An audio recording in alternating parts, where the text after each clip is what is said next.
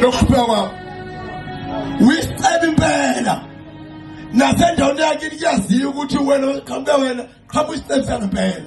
Ngicela ukutshela sikaze abakhona icebe before wena.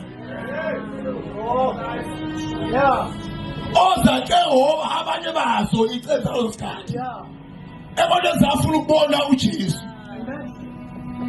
Usazo bakhona ezinye futhi icebe sasa. Wena ngokucebe namhlanje uzocabanga ukuthi kuyaqala kuyagcina ngawe. Usuyayikhumeza. My Church of God amahle ni ophila umlando ngoze Cape Town. Amen. Kodwa qali ngayo. Yebo bona kwakwaze ubone before ungathi yaqala.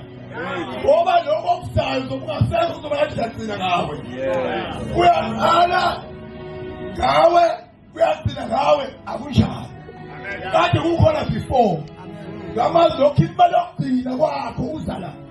Akufanele kube ngathi sekufanele zonke izinto uzikhulume ngawo nje ukhipha lokugcina.